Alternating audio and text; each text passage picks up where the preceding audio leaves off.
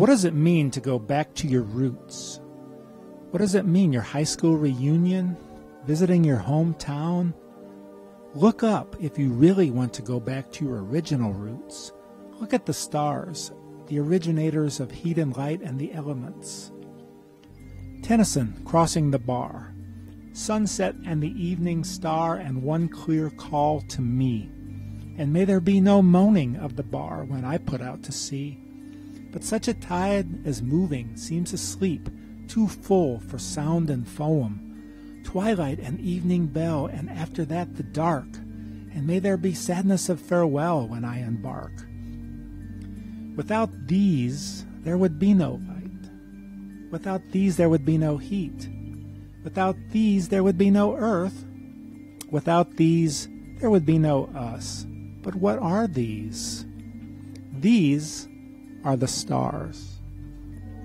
These are the stars that you may remember, that you may not remember, that you may remember, but not like this, that every other human who ever lived probably saw, that tie us to the past best, that inspired the poets like Tennyson, that inspired the scientists today, that watch over us while we sleep, that are still there even in the daytime, that are still there even when it's raining, that are time machines, for we see them as they were long, long ago, that make heat and light out of hydrogen, that are the family of the sun, that light the planets and the moons and the comets, that blow up and produce everything else that we see, that like to live in clusters and galaxies, that form from dust and return to dust just like us.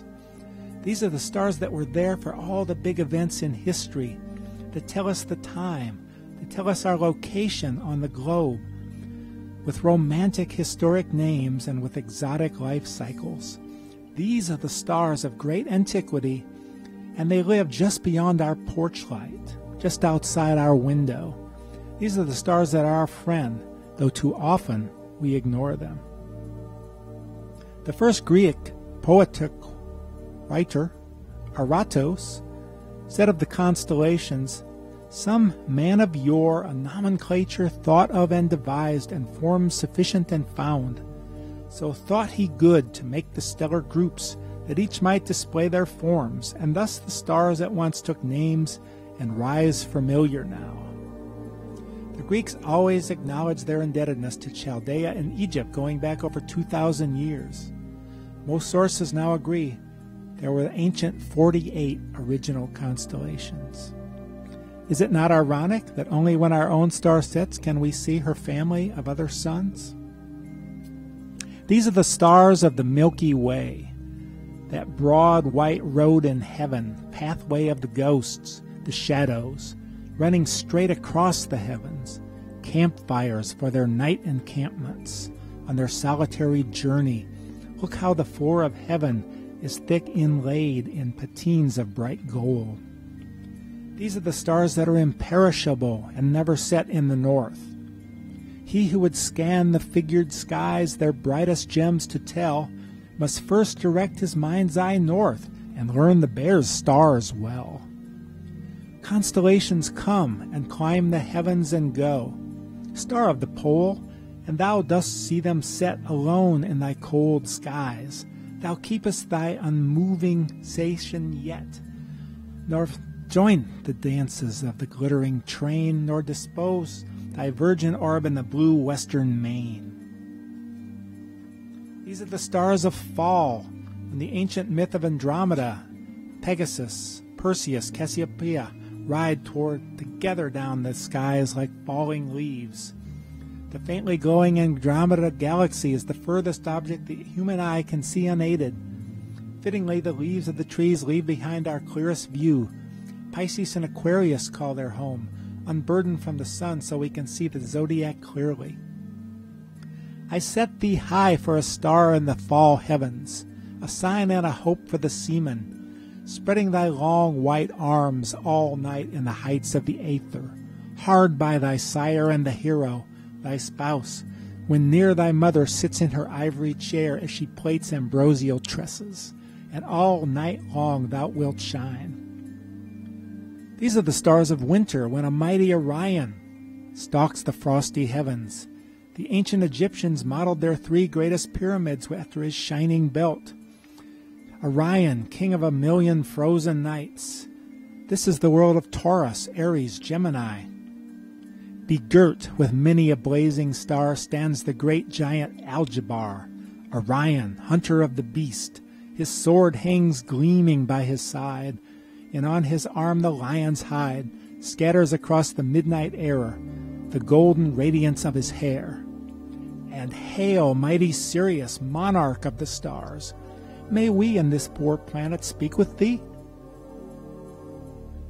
These are the stars of spring, when the baleful Corvus the crow can be found perched far below the Great Dipper.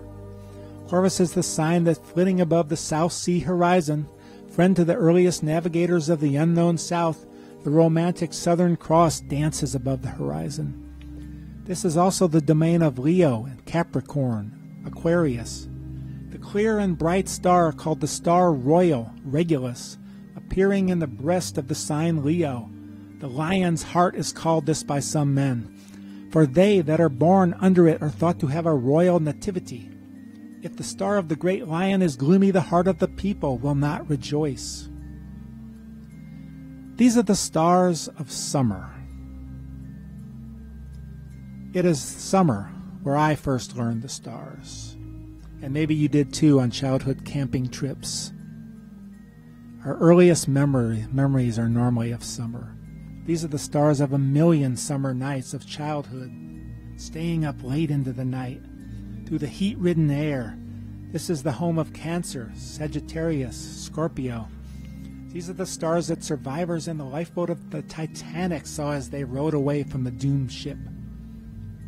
While Scorpio, dreading Sagittarius' dart, whose bow pressed bent in flight the string had slipped, down slid into the ocean-flooded part. Capricious Antares, flushing and paling in the southern arch. These are all stars of the zodiac, of history, of our very seasons. But these are also stars that are lighthouses. Polaris and the Little Dipper give sailors their latitude, and when they cross over into southern climes, as Polaris slips into the sea, a new beacon awaits the famous Southern Cross. The brightest star, our sun, gave sailors their longitude. Once timekeeping was invented, the hour difference in the noonday sun at different points could be paced off on land, then plotted on a globe by sea. These are the stars that conquered navigation. To sum up, these are the stars that can be your lifelong friends. They are just waiting for you. What are you waiting for? You don't have to be an astronomer. You don't have to have a telescope. You may just glance up on clear nights throughout your life, and your friends will be there waiting for you. Some crisp fall evening you will remark, "There's the great square of Pegasus." Some warm summer's camping trip you'll see the graceful swan and eagle flying down the Milky Way. Some rain-cleared spring night Leo may run beside you. And many, many frosty nights you will watch Orion and his great dogs stride confidently across the sky. And any night, any clear night of your life, the Dipper, the Bear, will wheel about the pole. These are your eternal friends. These are the stars.